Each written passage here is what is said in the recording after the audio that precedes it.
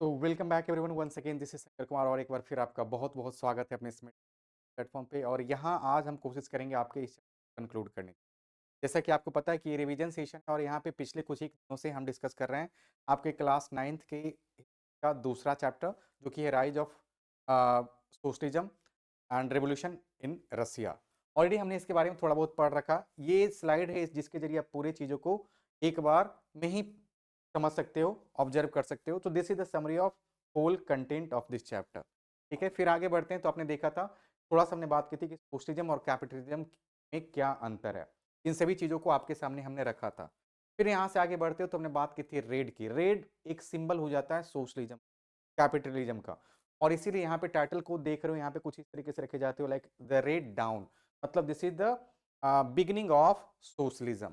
यहाँ पे आपने बात की थी कि जब हम 20th सेंचुरी यूरोप की बात करते हैं, स्पेशली फर्स्ट 2 डिकेड्स की बात करोगे, तो society was divided into 3 categories, conservatives, liberals and radicals. Detail discussion इनका हमने ऑलरेडी करा रखा है आपको। फिर यहाँ से बात करते हो तो यहाँ पे हम बात करेंगे the red tide people's odyssey from the winter palace to the factory floor 1905 to 1930। Winter palace क्यों हम बोले कि यहाँ पे आप देखेंगे ब्लडी संडे आएगा, ब्लडी संडे आएगा 1905 में विंटर पैलेस के पास ही। और यहीं पे जाके ये खत्म भी होगा 1900 लाइक 17-18 के आसपास, जब अक्टूबर रिवॉल्यूशन की बात करेंगे तब। ठीक ना, ऑलरेडी इन सभी चीजों का डिटेल में डिस्कशन हम करा दिया। जब हम बात करते हैं स्टार्टिंग में, तो अगर उस वक्त की रसिया की बात करते हो तो नियरली 85% ऑफ द जो पॉपुलेशन था वहां पे वो एग्रीरियन थे, एग्रीकल्चर में लगे हुए थे। 31% जो इंडस्ट्रियलिस्ट वर्कर्स थे वहां पे बात करेंगे वो महिलाएं थी। और महिलाओं के वेज की बात करते हो, सैलरी की बात करते हो, तो वो पुरुषों को जो सैलरी दिया जा रहा था उसका आधा उन्हें मिला करता था। तो ये एक तरीके से pockets of industry in A feudal land. अभी भी फ्यूडल लैंड इसे इसलिए बोले क्योंकि यहाँ पे ज्यादातर जो कंट्रोल है लैंड के ऊपर वो है बड़े बड़े पीजेंट्स के हाथ में। तो इसीलिए हम बोल रहे हैं पीजेंट्स का मतलब क्या, लैंडलॉर्ड्स हैं लाइक बड़े बड़े वहां पे देखेंगे आप कैपिटलिस्ट हैं, इंडस्ट्रियलिस्ट हैं। तो इसलिए यहाँ पे देख रहे हो आप इसे फ्यूडल लैंड बोले जाते हुए। ठीक ना, इन सभी चीजों को आपने देखा था। फिर यहाँ से बात करते हो the engine of unrest industrial society. Liberal trap की बात करते हो, कंडीशन की हम बात करेंगे और फाइनली देखेंगे कि सोशलिस्टिक जो लोग थे, सोशलिज्म के प्रमोटर जो थे, प्रोपेगेटर थे, वो चाहते थे कि property has to be distributed among the people, it should be under the control of a state, there should be no accumulation of wealth, no private property. तो ये था सोशलिस्ट सॉल्यूशन, जहां पे आप जो भी प्रॉब्लम्स थे कैपिटलिज्म को लेके उसको इसी के जरिए काउंटर किया जा रहा था। की फिगर की बात करते तो कार्ल मार्क्स और फ्रेडरिक एंगल्स की अपने बात की वहां पे, बहुत पहले हमने देखा इनका जिक्र। सोसाइटी का डिवीजन आपने देख रखा, liberals, radical, socialist as well as conservatives. इन सभी चीजों का आपने डिटेल वे में डिस्कशन देखा है। अब हम बात करते हैं 1905 में, जहां पे सबसे पहली बार देखिए आपकी कि एक मास स्केल पे विंटर पैलेस के पास होके विंटर पैलेस के पास लोगों का एक हुजूम जमा हो रहा है और वहां पे उसको लीड कर रहे हैं कौन, फादर गेपॉन। स्पार्क क्यों हुआ भाई, लोग यहाँ पे क्यों जमा हुए हैं, क्या टेंशन था? तो 1904 में देखेंगे कि जो लोगों की सैलरी थी, जो वर्कर्स थे, की सैलरी 20% तक कम कर दी गई। 20% डिक्लाइन इन रियल वेजेज इन 1904। तो लोग क्या कर रहे थे, प्रोटेस्ट कर रहे थे। और फादर गपोन इसको क्या कर रहे थे, लीड कर रहे थे। यहाँ पे जो वहाँ के राजा थे, जार थे, उन्होंने ऑर्डर दिया ओपन फायर के, जहाँ पे 100 से ज्यादा लोगों की जाने चली गई और 300 से ज्यादा लोगों की लोग इंजर्ड भी हुए थे। राइट, अल्टीमेटली वहां पे क्या देखेंगे, फाइनली जो डिमांड था लोगों का कि कॉन्स्टिट्यूशनल कॉन्स्टिट्यूएंट असेंबली चाहिए, डूमा चाहिए, पार्लियामेंट चाहिए, तो राजा को हर हालत में उसे फॉलो करना पड़ता है।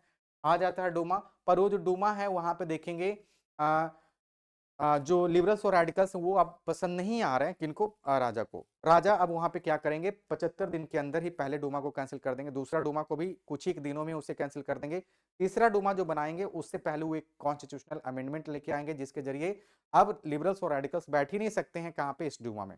तो राइट सीधा किसके पास चला गया भाई, वो चला गया सीधा हमारे पास कंजर्वेटिव्स के पास। और कंजर्वेटिव राजा भी कंजर्वेटिव है और उनके जो सपोर्टर हैं वही अब पार्लियामेंट में बैठेंगे, डूमा में बैठेंगे, तब उनका बोलबाला रहेगा बना हुआ। अब 1905 से लेके ये परिस्थितियां 1914 तक बनी रहेगी। इसी दौरान क्या होगा, 1914 में वर्ल्ड वार स्टार्ट हो जाता है। वर्ल्ड वार स्टार्ट होता है तो राजा युद्ध करने के लिए चला जाता है फ्रंट पे, और वहां पे लोग फिर से एक बार यूनाइटेड हो जाते हैं। राजा को अब सिंपैथी मिल रहा है अपने लोग, अपने ही लोगों का। वैसे केस में आप क्या देखेंगे, ये जो सिंपैथी है वो ज्यादा दिन तक टिकने वाली नहीं है, क्योंकि राजा ने अपना सारा राजपाट किसको सौंप दिया, अपनी रानी को। और रानी लेरे के जो एडवाइजर है Rasputin, he is a very bad adviser, जिसको लेके देखेंगे जो भी वो डिसीजन ले रही हैं सारा डिसीजन बैकफायर करेगा, तो कंजर्वेटिव लोग ही रासपुतिन को मार देंगे।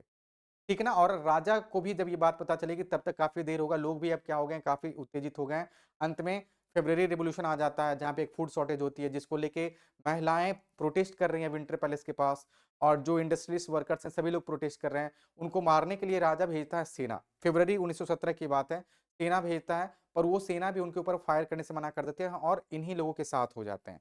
मतलब आप समझिए कि सेना भी इन्हीं के साथ जुड़ गई। अब अल्टीमेटली क्या हो गया, जब सेना भी उनके साथ जुड़ गई, तो बात हो गई है अब कि भाई हमें हम राजा के पास अब कोई ऑप्शन ही नहीं रहा, तो राजा ने क्या किया, सरेंडर करते हैं। मार्च 2 को वो सरेंडर करते हैं और वहाँ पे आप देखेंगे कि फाइनली अब वहाँ से राजा का शासन खत्म हो गया। अब टेम्परेरी बेसिस पे कोई ना कोई चाहिए शासन चलाने के लिए, तो शासन हो जाता है वहाँ पे किसके हाथ में ट्रांसफर, वहाँ के जो प्रोविजनल गवर्नमेंट थे, ड्यूमा है, उनको ट्रांसफर हो जाती है। अब वहीं पे इतना हो ही रहा था कि उसी वक़्त क्या देखेंगे, लेनिन जो एग्ज़ाइल में थे पिछले कुछ 1 सालों से वापस आ जाते हैं और वहाँ पे अप्रैल में आते ही वो 3 डिमांड रखते हैं कि पहले तो युद्ध बंद करो, दूसरा कि जो लैंड है वो ट्रांसफ़र करो किनको, जो लोग एक्चुअली पीजेंट्स हैं उनको, और जितना भी बैंक है सबको नेशनलाइज़ करो, ताकि हम बात करेंगे वहाँ पे सोशलिज़्म को आने की। इन सभी चीज़ों को आपने देखा यहाँ पे डिस्कस किए जाते हुए अपने मॉर्निंग वाले सेशन के दौरान। इन सभी चीज़ों को आपने देखा है। काफ़ी लंबे डिस्कशन के थ्रू आपने देखा है, इसको हमने कंक्लूड, ठीक है? ये देखा वुमेन्स डे फ़रवरी 23 को मनाते हैं, मतलब वही आगे चल के क्या हो जाएगा, फ़रवरी 8 को मनाया जाने लगेगा। इन सभी चीज़ों का आपने देखा है ज़िक्र, और फाइनली अप्रैल थीसिस भी आपने देख लिया है। ये सारी चीज़ें आपने देखी है। अप्रैल थीसिस की बात कर लिया आपने, और यहाँ पे ये 3 डिमांड थे लेनिन के। अब पावर का टसल होने लगा, पावर कॉन्फ्लिक्ट हो रहा है किसके बीच में? प्रोविज़नल गवर्नमेंट में और सोवियत, जो कि प्रोविज़नल गवर्नमेंट जो कि है राजा के जाने के बाद तुरंत बनाए गए थे टेम्परेरी बेसिस पे। उसके बाद सोवियत, ये वो लोग हैं जहाँ पे बोल्शेविक का अपना वर्चस्व है, और बोल्शेविक मतलब लेनिन का वहाँ पे वर्चस्व है। लेनिन को सपोर्ट मिल रहा है उन सभी वर्कर्स का और सोल्जर्स के यूनियन का, जिन्हें बोल रहे हो क्या, सोवियत। तो इन दोनों के बीच में पावर का टसल होगा। अब यहाँ पे फ़रवरी रिवॉल्यूशन से थोड़ा-सा आगे बढ़ते हो, तो अब लेनिन कोशिश कर रहे हैं कि किसी न किसी तरीके से ये जो हमारा प्रोविज़नल गवर्नमेंट है, इसको हटा के तख्ता पलट किया जाए, कूप किया जाए, कूप लाया जाए, मतलब एक विद्रोह लाया जाए, जिसके तहत हम क्या करेंगे, सत्ता को पलट देंगे। और इसी को वो चोरी-छिपे क्या करते हैं, प्लान करते हैं गुपचुप तरीके से। अक्टूबर 1917 में ये स्टार्ट होता है। तो अक्टूबर 1917 में फाइनली क्या होता है कि एक नाव से, जिसका नाम था शिप अरोरा, औरोरा, और उससे वो जो रिवर थी उसको क्रॉस करके उतरते हैं वो क्या बोलते हैं, विंटर पैलेस के पास। विंटर पैलेस के पास उतर के जो भी ड्यूमा वगैरह था, गवर्नमेंट बिल्डिंग्स थी, सबको कैप्चर कर लिया जाता है 24 अक्टूबर को। सारे जो प्रोविज़नल गवर्नमेंट के मिनिस्टर थे, सब सरेंडर कर देते हैं, और इस तरीके से वहाँ पे देखेंगे स्थापना किसकी हो गई है, बोल्शेविक गवर्नमेंट की। बोल्शेविक गवर्नमेंट की बात करते हो तो उसको उन्होंने अपने पार्टी को एक नाम दे दिया है, जिसको बोला जा रहा है क्या, रशियन कम्युनिस्ट पार्टी, और इनका एक अपना सेना भी बन गया, आर्मी बन गया, जिसे क्या बोल रहे हो, चेका बोल रहे हो। अब धीरे-धीरे क्या होगा, ये अपने ही कंट्री में थोड़ा-सा घेरने लगेंगे। रीज़न इसका ये हो गया कि नवंबर 1917 की बात करते हो, day 1 of the new world, जब वहाँ पे बोल्शेविक गवर्नमेंट आ जाती है, तो नवंबर की बात करते हो, तो ये सारे चेंजेज़ जब आप देख रहे हो, इसी को आपने यहाँ पे देखा, तो outcomes of October 24th revolution, ये सारे आउटकम्स हो गए। ये सारे आउटकम्स हो गए, ये सारे उसी को यहाँ पे एक बार फिर से हमने दिखा दिया। अब यहाँ पे क्या हो गया, घिरते हुए दिख रहे हैं। रेड ज़ोन में ये हो गया मॉस्को पेट्रोग्राड के अंदर बोल्शेविक, इधर से व्हाइट पीपल हैं जो कि प्रो ज़ारिस्ट हैं, जो कि कंज़र्वेटिव लोगों को सपोर्ट करते हैं। वो चाहते हैं, कैपिटलिस्ट लोग हैं, चूँकि वो कभी नहीं चाहेंगे सोशलिस्ट वहाँ पे आ जाए। इसलिए सभी लोग यूनाइटेड हो गए, यूरोप के countries like France, UK, Britain, sorry Germany, ये सारे लोग यूनाइटेड हो गए हैं और इसको कंटेन करने की कोशिश कर रहे हैं। उसके बाद अपने ही कुछ लोग जो थे कंजर्वेटिव्स, जिनका लैंड्स आपने छीना है, क्योंकि land should be transfer to tillers, peasants, तो ऐसे केसेस में आपके लोग ही आपसे क्या है, खफा हैं। अब यहाँ पे क्या होगा, ग्रीन जोन्स में वो लोग आ जाएंगे जो कि पहले रिच पीजेंट्स थे, अब वो अपने ही राजा के क्या है, खिलाफ है। हुआ क्या कि अब जैसे ही आपने बोला कि आपकी जो भी किसान हैं उनको अपने ही गाँव में क्या मिलेगा, लैंड मिलेगा। तो जो चेका में आर्मी वगैरह में जो पार्टिसिपेंट थे, जो मेंबर थे, अब वो उनको लगे कि भाई हमें जब ज़मीन मिल जाएगा तो हमें काम करने की ज़रूरत वहाँ पे है। वो चेका से अपना रिज़ाइन देते हैं और वहाँ पे चले जाते हैं काम करने के लिए। तो there was a shortage of army. ये समझ सकते हो आप, ये बहुत बड़ा प्रॉब्लम था किसके लिए, बोल्शेविक के लिए। फिर दूसरी बात, अ, कॉन्फ्लिक्ट यहाँ पे होती है फिर व्हाइट लोगों के साथ भी। व्हाइट लोग चाहते हैं कि क्या, चाहते हैं कि व्हाइट लोग एक्चुअली मेजॉरिटी ऑफ द जो लोग थे वो लैंडलॉर्ड्स थे और उनका जमीन ट्रांसफर कर दिया किनको, अपने टीलर्स को। तो व्हाइट लोग टॉर्चर कर रहे हैं किनको, टीलर्स को। तो यहाँ पे भी कॉन्फ्लिक्ट पैदा हो रहा है और फाइनली यहाँ पे आउटकम क्या हुआ कि बोल्शेविक वॉन थ्रू रूथलेस। अब बोल्शेविक को फाइनली यहाँ पे ब्रूटल रिप्रेशन लाना पड़ता है, डिसिप्लिन प्रमोट करना पड़ता है। Looting famine became very much common during period. तो 1922 में देखेंगे फॉर्मेशन ऑफ यूएसएसआर हो जाता है और यहाँ से रसिया का क्या हुआ है, गठन हुआ। इसके बाद थोड़ा सा आगे बढ़ते तो आपने देखा था कि स्टालिन वहां पे आते हैं पावर में। ये 1922 के बाद की या फिर उसी वक्त की परिस्थितियों की हम चर्चा कर रहे हैं यहाँ पे। तो वहां पे थोड़ा सा कुछ एक टर्म से ध्यान रखेंगे, कुलक, कुलखोज, ये छोटे छोटे टर्म्स आप याद रखेंगे। तो कुलक क्या था कि वो बड़े बड़े फार्मर्स थे जिनके पास बहुत भारी मात्रा में क्या थी, लैंड थी, तो वहां पे वो खेती किया कर रहे थे। वो अभी भी मतलब समझिए कि थोड़ा बहुत कैपिटलिज्म को प्रमोट कर रहे थे। अब चूंकि जो भी फेमाइन वगैरह आया था, स्टालिन मान रहे थे कि वो इसलिए आया क्योंकि इन सभी किसानों ने, इन बड़े बड़े किसानों ने धान, अनाज, जो फूड ग्रेन्स थे सबको होल्ड करके अपने पास रखा, मार्केट में आने नहीं दिया, जिसके ऊपर सबका हक है, क्योंकि सोशलिज्म में सबके पास हक है, सबका हक है किसी भी प्रॉपर्टी के ऊपर। तो इसलिए सबसे ज्यादा इन्हीं को वो दोषी मानते हैं और इनके ऊपर क्या करते हैं, वो हमलावर हो जाते हैं। Acute grain shortage in towns in 1927 1928। तो यहाँ पे कुलका को बैन करके कुलखोज लेके आते हैं कि जो भी लैंड्स हैं सब मिल के उस पर काम करेंगे, सब मिल के धान जो भी लाइक फूड ग्रेन से उसको उपजाएंगे, हार्वेस्ट करेंगे, जो भी आउटपुट आएगा सब लोग मिलके शेयर करेंगे। अब इसका विद्रोह होता है, इनके अगेंस्ट जाने की कुछ कोशिश करेंगे लोग, कौन, वही कुलक वाले। पिजेंट्स डिस्ट्रॉयड लाइव स्टॉक, और साथ साथ जो जानवर भी पाला करते थे, जानवरों के ऊपर भी अब क्या हो गई है, प्रॉपर स्टेट की राइट हो गई है, लोग उसके प्रोडक्ट को भी शेयर करेंगे, ठीक ना। तो ये सारी चीजें हो गई है। अब जैसे रेजिस्टेंस हुआ तो स्टालिन और ज्यादा स्ट्रिक्ट हो गए। उन्होंने बोला कि जो भी हमारे अगेंस्ट जाएंगे उसको सीधे हम डिपोर्ट करेंगे Siberia.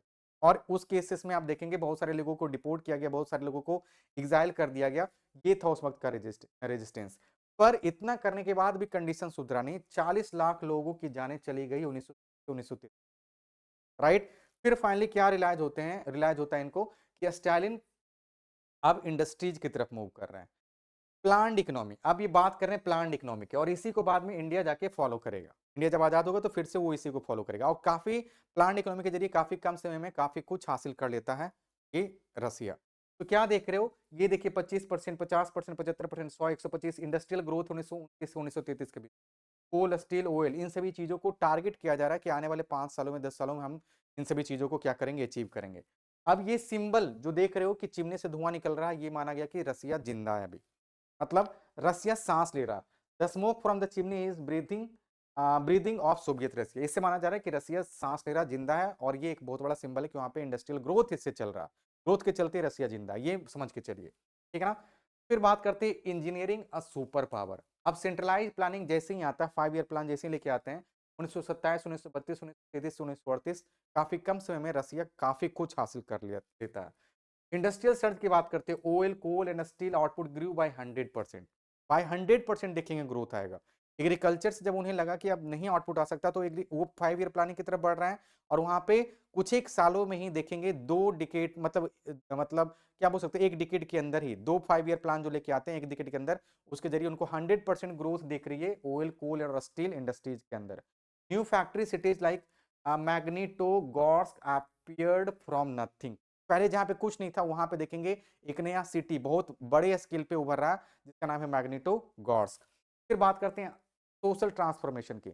Extended schooling systems established for workers and, अब जो स्कूलिंग सिस्टम था वो वर्कर्स और पीजेंट्स के लिए भी लागू कर दिया गया है, काम कीजिए उसके बाद वहीं पे आप पढ़ाई कीजिए। क्रेसेस एस्टैब्लिश्ड इन फैक्ट्री, जो बच्चे, जो औरतें थे, जो जिनका छोटा छोटा इन्फेंट बेबीज थे, उनको अभी क्रेसेस प्रोवाइड किया जा रहा है, जहाँ पे आराम से उनकी सुख सुविधाओं को देखते हुए उनको ये सारी फैसिलिटीज प्रोवाइड की जाएगी, जहाँ पे उनके पास अगर इन्फेंट बेबीज है तो उनको वो क्या कर सकते हैं, फीड करा सकते हैं। रियलिटी की बात करते हैं तो rapid construction led to poor condition, rapid construction होता है वहां पे। 550 work stoppages at Magnitogorsk in the first year alone, 550 work stoppage हुआ, मतलब इतना रैपिड वहां पे काम हो रहा है कि लोग प्रोटेस्ट भी कर रहे हैं उतना ही जल्दी, क्योंकि जितना तेजी से आप रैपिड कंस्ट्रक्शन करोगे, डेवलपमेंट करोगे, लोग उसको चूंकि अडॉप्ट करने में समय लेंगे, जो कि आपके पास है नहीं, तो ऑब्वियसली लोग क्या करेंगे, बीच काम के दौरान आपके अगेंस्ट प्रोटेस्ट करेंगे। तो ये देख रहे हो कि 550 बार काम को क्या किया गया था, रोका गया था मैग्नीटोगॉक्स के अंदर, सिर्फ पहले ही साल में। तो ये सारी चीजें आप देख रहे हो, तो ये था सोशल ट्रांसफॉर्मेशन। अब यहाँ पे देख रहे हैं the tragedy of collectivisation. Fantasy anti कुलक प्रोपेगेंडा, ये तो आपने पहले ही देखा है, इसको आप ऊपर क्या देखा था आपने कि the goal feed the industrial cities, the method post kolkhoz farmers war on kulaks और कोलखोज कलेक्टिवाइजेशन को प्रमोट किया जा रहा है। रियलिटी क्या था, फोर्स लेबर एंड हार्डशिप। अब जहां पे बात करते हो इंडस्ट्रियलाइजेशन की, वहां पे देखोगे अल्टीमेटली कि लोगों को फोर्सफुली लॉन्ग आवर्स में काम करने के लिए मजबूर किया जा रहा है, जिससे क्या होगा, 4 मिलियन लोगों की जानें चली जाएगी। इसके चलते, फेमाइन के चलते 1930 से 1933 के बीच। तो force labour, hardship, food shortage, ये सारी चीजें अभी भी सुधरने के नाम नहीं ले रही थी। तो वो आपने देखा ही है, ये आपने देखा ही है, ये सारे पॉइंट्स आपने देखा ही है। फिर इसके बाद ये भी आपने देख ही लिया। फिर यहाँ से आगे बढ़ते हो आप क्या देखोगे, वॉइसेस फ्रॉम द शैडोज। अब बच्चों की हम बात कर रहे हैं। डिस्पाइट द रियोट्रिक मेनी फेस डिस्टिट्यूशन, जहां पे आप तरक्की को आते देख रहे हो, 100% देख रहे हो ग्रोथ कुछ एक इंडस्ट्रीज के अंदर, पर वहां पे भी कुछ ऐसी चीजें हैं जहां पे बहुत सारे चीजों पे हमें गौर करना है। कंडीशंस बद से बदतर होते जा रहे हैं कुछ लोगों के, खासकर बच्चों की बात करते हो। Critics of the economy were charge with conspiracy.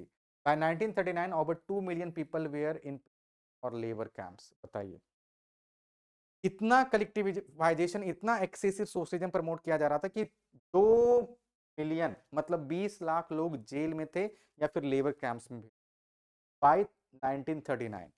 ये था एक्सट्रीम सोशलिज्म, इसे बोलोगे क्या, एक्सट्रीम या फिर एक्सेसिव सोशलिज्म। एक्सट्रीम सोशलिज्म, इसे आप बोलोगे क्या, स्टालिनिज्म। स्टालिनिज्म बोल रहे हो, एक्सेसिव सोशलिज्म की बात करते हो। अब थोड़ा सा बात कीजिए, letter from 13 year old to Soviet president Stalin in 1933। कैसे एक छोटा सा बच्चा, 13 साल का बच्चा, वहां के रशियन प्रेसिडेंट जो है उनको चिट्ठी लिख रहा है, और क्या बोला, जरा गौर कीजिएगा। My family is large, we don't have a father, he died fighting for the workers cause, I want to study very much but I cannot go to a school, my mother is sick, we have no money and no bread, I have to go to work in a factory to prevent the family from starving। बताइए, 13 साल का बच्चा factory में जा रहा है, काम कर रहा है, और वो रिस्पॉन्सिबिलिटी ले रहा है अपने फैमिली का। कितना दयनीय स्थिति, उनके पिताजी की देहांत हो गई थी वर्कर्स के कॉज में, प्रोटेस्ट करने के चलते, हड़ताल करने के चलते वहां पे उनकी जान चली गई। माँ जो है वो भी बीमार रहती हैं। तो ये बच्चा खुद रिस्पॉन्सिबिलिटी ले रहा और लेटर लिख रहा इनको सोवियत प्रेसिडेंट को, फैक्ट्री में काम कर रहा और ये जो कमा रहा है उसी से पूरे फैमिली का भरण पोषण हो रहा है, राइट ना। और बोल रहा है कि फैमिली इज लार्ज, फैमिली बड़ा है इनका, ठीक है ना। तो ये सारे पॉइंट्स आप देख रहे हो। तो अल्टीमेटली आपको समझना होगा कि परिस्थितियां सभी के लिए समान तरीके से सुधार नहीं लेके आ रही। कुछ लोग वहां पे अभी भी अपने काफी बद से बदतर वाले कंडीशन में फंसे हुए हैं। वॉइसेस फ्रॉम द डस्ट, देखिए ये आपने देखा है कि 13 year old letter to president Kalinin 1933 में, आपने देखा ही है। फिर यहाँ पे बात करते हैं, they have removed the mountain of ignorance, they have removed the mountain of ignorance but the shadow of repression lies over the life of the people. Rabindranath Tagore बोल रहे हैं सोवियत रसिया की इस कंडीशन को देखते हुए कि उन्होंने माउंटेन को हटा दिया, माउंटेन ऑफ इग्नोरेंस को हटा दिया, बस उसका शैडो आज भी है, जो कि इन लोगों की लाइफ को क्या कर रहा है, shadow of repression is still there because of that people are still in fear. ये रविंद्रनाथ टैगोर 1930 बोल रहे हैं। बताइए कितनी बड़ी बात है। इन सभी चीजों को देखोगे तो आपको समझ में आ जाएगा कि कंडीशंस सबके लिए समान तरीके से सुधार लेके नहीं आ रही है। अब थोड़ा सा हम बात करते हैं global legacy, Indo Soviet journal की बात करते हो। ये आप देख रहे हो यहाँ पे इंस्पिरेशन और रिप्रेशन। अब जो रसिया के अंदर जो चीजें हो रही है, अलग अलग कंट्रीज उसको अलग अलग तरीके से समझ रहे हैं, अडॉप्ट कर रहे हैं। अब यहीं पे अगर इंडिया की बात करते हो तो हमारे लिए ये रिप्रेशन है, बहुत सारे कंट्रीज के लिए।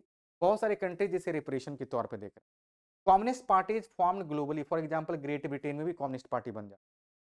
Colonial peoples inspired to seek independence, जहां पे भी ब्रिटिशर्स की कॉलोनीज स्टैब्लिश थी, वहां पे अब एक फ्रीडम स्ट्रगल शेप लेगा और वो ब्रिटिशर्स को वहां से उखाड़ फेंकने की झलक रखेंगे। Indian leaders like Jawaharlal Nehru and Rabindranath Tagore visited and wrote about the Soviet experiments. वो ऐसे ऐसे लीडर हैं जो कि यूएसएसआर जा रहे हैं, विजिट कर रहे हैं, वहां पे ऑब्जर्व कर रहे हैं स्ट्रक्चर को, और वहां पे फाइनली उनसे इंस्पायर भी हो रहे हैं और कभी कभी क्रिटिसाइज भी कर रहे हैं, ठीक है ना। उनके लिए एक बहुत बड़ा यूनिक अनुभव था, और वहां से बहुत सारे चीजें वो सीख रहे हैं।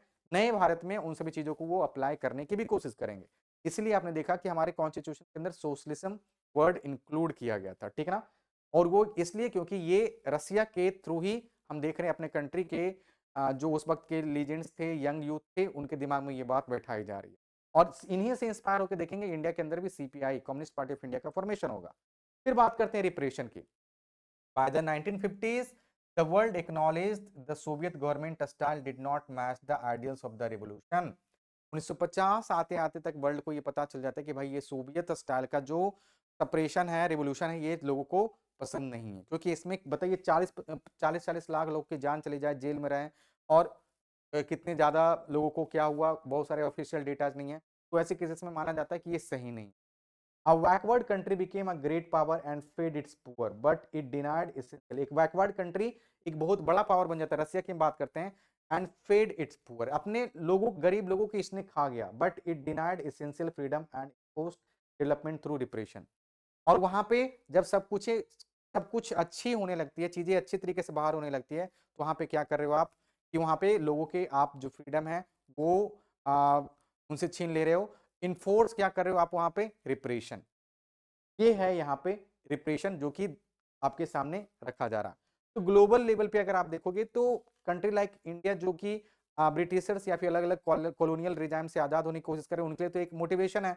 हमारे इंडिया के ही लीडर्स की बात करते हो तो पंडित जवाहरलाल नेहरू, रविंद्रनाथ टैगोर काफी इंस्पायर भी होते हैं इससे। वर्ल्ड वाइड और भी बहुत सारे ऐसे इंसिडेंट होते हैं 1950 तक, जिससे पता चलता है कि भाई ये सोशलिज्म हर हालत में 100% सही नहीं है, ठीक है ना कुछ यहाँ पे लूप होल है, ठीक है। ग्लोबल रिपल इफेक्ट, अब इसका ग्लोबल रिपल इफेक्ट क्या होगा, फॉर्मेशन ऑफ द कॉमिनटर्न। कॉमिनटर्न का मतलब क्या हो गया, कम्युनिस्ट इंटरनेशनल,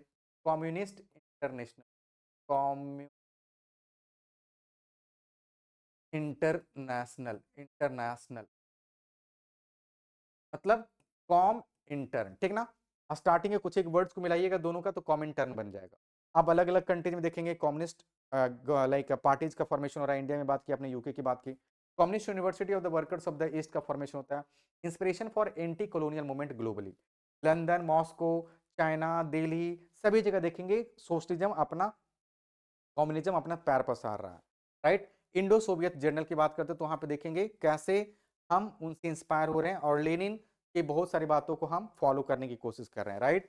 फिर यहाँ पे थोड़ा सा और आगे बढ़ते हो तो क्या देखोगे आप, हम बात कर रहे हैं यहाँ पे किसकी, द सोवियत पैराडॉक्स की, legacy of the 20th century, from a backward autocracy to a global super power. किसको आप देख रहे हो, रसिया को बनते हुए। ये यूएसएसआर की स्टोरी है। डेवलपमेंट अचीव थ्रू रिप्रेशन, और यहाँ पे जो डेवलपमेंट लाया गया है रिप्रेशन से वो लाया गया है, जहां पे बात करते हो एक्सेसिव, एक्सेसिव या फिर एक्सट्रीम सोशलिज्म, सोशलिज्म। जहां पे इसके अंदर आप बात करोगे, एग्जांपल की बात करोगे तो वो होगा कुल खोज, कुल खोज, कलेक्टिवाइजेशन, कलेक्टिवाइजेशन। ये सारी चीजें क्या है भाई, एक तरीके से रिप्रेशन ही है। ये सारी चीजें एक तरीके से क्या है, these are repression, these will lead to what, these will be repression. यहाँ पे डेवलपमेंट है but they enforce repression, brutal repression, और ये अल्टीमेटली लोग सहमे हुए वहां पे। तरक्की आए पर किसके, they had like growth development on the verge of what, on the verge of loss of many lives, like 40 lakh peoples, you can see 40 lakhs मतलब 4 million people they were in jail or they were kept in labor like what do you say, labor अभी देखा था ना आपने, उन्हें कहाँ रखा गया था भाई, लेबर कैंप्स में रखा गया। तो ये सारी चीजें क्या सही है, किसी भी कंट्री के लिए सही नहीं है। जहां पे किसी भी कंट्री के लिए सबसे बड़ा रिसोर्स वहां के लोग होते हैं, वहां के जनता होती है, और उन्हीं के साथ अगर आप ऐसा व्यवहार करो तो आपको कहीं से नहीं दिखेगा चीजें सही डायरेक्शन में जाते हुए। हाँ तरक्की आएगी बट वो सभी के लिए सही नहीं रहेगा, राइट। बाद में देखेंगे लेट में 1980s में आके वहां पे जब रसिया को ये बातें पता चलती है तो रिफॉर्म्स लाई जाती है। आप बात करेंगे वहाँ पे मिखाइल गोर्बाचोव आएँगे, रिफॉर्म लेके आएँगे, पेरेस्ट्रोइका, ग्लासनोस्ट, बट तब तक बहुत लेट हो जाएगी। चाइना भी है अभी तक हमारे लिए रसिया के आधार पे ही कम्युनिस्ट, बट चाइना ने इंडिया से सॉरी रसिया से पहले अपने मार्केट को ओपन कर दिया। कैपिटलिस्ट रिजाइम को अपने सोशलिज्म के साथ इनकॉर्पोरेट कर लिया। तो एक तरीके से चाइना भी क्या बन गया? मिक्स्ड ही बन गया। मिक्स्ड इकोनॉमी बन गया क्योंकि वहाँ पे सोशलिज्म है, कम्युनिज्म है, बट उसके साथ-साथ वहाँ पे प्रैक्टिस वो क्या कर रहे हैं भाई? सोशलिज्म को भी सॉरी कैपिटलिज्म को भी प्रमोट कर रहे हैं। पर इस मामले में रसिया थोड़ा-सा लेट हो जाता है और जब रसिया लेट हो जाता है भाई तो फिर वहाँ पे 10 साल, 15 साल में देखेंगे कितने सारे कंट्री रसिया से आगे निकल के आ जाएँगे। तो इसीलिए वो और फिर सबसे बड़ी बात होगी कि जो यूएसएसआर का फॉर्मेशन होता है 1922 में, वो इन रिफॉर्म्स को बर्दाश्त नहीं कर पाता और चूँकि ये जो रिफॉर्म्स थे they were so much instantly brought up there तो सडनली लोगों को वो डाइजेस्ट नहीं हो पाया। और इसीलिए देखेंगे इतना बड़ा वास्ट टेरिटरी जो यूएसएसआर कहलाता था, यूएसएसआर के नाम से जाना जाता था, वो टूट जाएगा, बिखर जाएगा और उसे बोलेंगे आप क्या? Disintegration of USSR. 1990s तक ये हो जाएगा। तो इससे आपको क्या पता चलता है कि चीज़ें कभी भी परपेचुअल तरीके से काम नहीं करेगी अगर आप वहाँ पे क्या करोगे ब्रूटल रिप्रेशन लंबे अरसे तक प्रमोट करोगे। ठीक है ना? तो this was the point. The world it denied freedom to its own people. यहाँ पे वर्ल्ड इनसे इंस्पायर हो रहा an ideal that redefined the world. ये एक तरीके से बहुत सारे ऐसे कंट्री जो कि अभी-अभी आज़ाद होने की कोशिश कर रहे हैं कॉलोनियल पीरियड से उनके लिए ये एक आइडियलिस्टिक स्ट्रक्चर है, आइडियलिस्टिक सिचुएशन पैदा किया है। बट फिर भी देखेंगे कि अपने ही लोगों के लिए आज से वहां पे देखेंगे फ्रीडम छीनते हुए दिखा उनसे उनकी फ्रीडम इसने दी और एक ब्रूटल रिप्रेशन जो आपने वहां पे लाया लॉन्ग टर्म में आपको गर्त की खाइयों में लेके जाएगा और ये यहाँ पे देख रहे हो हमारे सामने क्लियर हो रहा है ये पॉइंट। तो आइडियल की बात करते हो सोसाइटी विदाउट प्राइवेट प्रॉपर्टी तो इससे ही है भाई। फाइनली अगर हम टोटल पूरे होल चैप्टर को समराइज कर देंगे तो आप बोलते हो कि ठीक है सोशलिज्म और कम्युनिज्म की बात करते हैं तो वहां पे हम स्टेट के जरिए चीजों को लोगों के सामने रखेंगे। जो बेसिक चीज है बेसिक बेसिक नीड्स हैं वो उसके ऊपर सभी का हक होगा, किसी एक का कंट्रोल नहीं होगा। सो बेसिकली हम आप बात करें कि there should be no accumulation of private property. तो ये ठीक है। Power to workers and peasants जो सबसे कॉमन लोग हैं जो ग्रास रूट लेवल पे काम करते हैं पीजेंट्स वर्कर्स उनको आप पावर देंगे बहुत अच्छी बात है। कहने में तो ये सारी चीजें फिलोसफी बहुत अच्छी लगती है। इक्वलिटी अक्रॉस नेशनैलिटीज आप इकोनॉमिक डिस्पेरिटी जो है उसको कम करोगे, इक्विटी प्रमोट करोगे, इक्वलिटी प्रमोट करोगे, बहुत अच्छी बात है। पर रियलिटी में क्या सभी चीजों को आपने स्मूथली वहां पे फंक्शन करवाया? जरा गौर कीजिए। आपने वहां पे वन पार्टी डिक्टेटरशिप लेके आ गए वहां। आपने लोगों को ऑप्शंस कहाँ दी? डिक्टेटरशिप आप वहाँ पे ले रहे हो जो आप आपकी रशियन कम्युनिस्ट पार्टी है वही हर बार पावर में आ रही है और वहाँ पे लोगों के पास अब आपने पॉलिटिकल ऑप्शंस ही नहीं दिए। सेंसरशिप लोग अपनी बात को भी अब नहीं कह सकते हैं क्योंकि आपने उनके बातों को कंट्रोल करने की कोशिश की है, उनसे उनकी फंडामेंटल राइट जो होती है फ्रीडम ऑफ स्पीच वो छीन ली है। सेंसरशिप एंड सीक्रेट पुलिस रखा है जहाँ पे आपको क्या किया जाएगा 24/7 सर्विलांस पे लिया जाएगा। अगर आपको आपको वो पाते हैं किसी तरीके से कुछ अनवांटेड क्राइम लाइक एक्टिविटी में इंडल्ज होते हुए तो आपको बिना किसी रीजन के डिटेन भी कर सकते हैं और हो सकता है आपको लंबे अरसे तक जेल में रहना पड़े। तो ये सारी चीजें क्या है किसी भी कंट्री के लिए सही नहीं है। रैपिड डेवलपमेंट की बात करते हैं at immense human cost. Development आया आपने देखा पर वहां पे बहुत सारे लोगों की जाने गई, बहुत सारे लोग सप्रेस्ड हुए हैं, रिप्रेस्ड हुए हैं, टॉर्चर किए गए हैं और तब जाके आपका डेवलपमेंट हुआ है। उन लोगों का क्या, उन फैमिलीज का क्या, उन बच्चों का क्या जिनको मजबूरी में फैक्ट्रीज में जहाँ पे पढ़ने का समय था वहाँ पे वो जाके काम कर रहे हैं आपके लिए फैक्ट्रीज में। तो ये सारी चीजें सही नहीं थी। यहाँ पे जहाँ पे वर्ल्ड वाइड कंट्रीज को आप एक साइड बहुत सारे ऑप्शंस दे रहे हो, आपसे इंस्पायर हो रहे हैं। जब रियलिटी की बात करेंगे तो वहाँ पे बहुत सारे लूप होल्स दिखते हैं, बहुत सारे मेरिट्स सॉरी डिमेरिट्स दिखते हैं जो कि किसी भी कंट्री के लिए आइडियली सही नहीं होंगे इनिशियल फेजेज में फॉलो करना। तो ये है यहाँ पे इस चैप्टर का कंक्लूजन। तो the Russian revolution proved that a radical restructuring of society was possible. Radical ध्यान रखेंगे, रेडिकल रीस्ट्रक्चरिंग जो कि पॉसिबल था। आपने देखा कि कैसे स्टालिनिज्म स्टालिन का जो पॉइंट था स्टालिनिज्म जिसे बोलते हो कलेक्टिवाइजेशन कुलखोज एक्सेसिव सोशलिज्म जिसे बोले वो सारी जब प्रैक्टिस की जाती है तो वहां पे लोगों के बीच में डिस्ट्रक्शन आता है, लोग उससे टॉर्चर होते हैं। But it stands as a stark warning about the price of such. आप फिर से वही बात बोल रहे हो कि हाँ, आपने रिस्ट्रक्चर किया सोसाइटी को जितना संभव हो पाया पर जिस ग्राउंड पे आप इन सभी चीजों को हासिल कर रहे हो वो कहीं से किसी भी कंट्री के लिए सही नहीं। ठीक है, और यहाँ पे ये चैप्टर खत्म हो जाता है और सोशलिज्म इन रशियन रिवॉल्यूशन और सभी चीजें खत्म हो जाती है और फिर आगे आने वाले दिनों में हम पॉसिबल होगा तो इसके कुछ एक क्वेश्चंस को करवा देंगे, एमसीक्यू करवा देंगे और फिर एक नए चैप्टर के साथ हम आपके सामने उपस्थित होंगे। अब बच गया इस चैप्टर से एक मैप वाला पार्ट, मैप को हम अगले सेशन में एमसीक्यू के साथ ही लेके आएँगे और फिर इसको कंप्लीट करेंगे, ठीक है? किसी तरह का और कोई दिक्कत, डाउट, समस्या रहेगी तो बिल्कुल बेझिझक आप हमें बताइएगा। Definitely we will be able to help you out. Thank you so much, thanks a lot, take care, bye bye, see you. Thank you.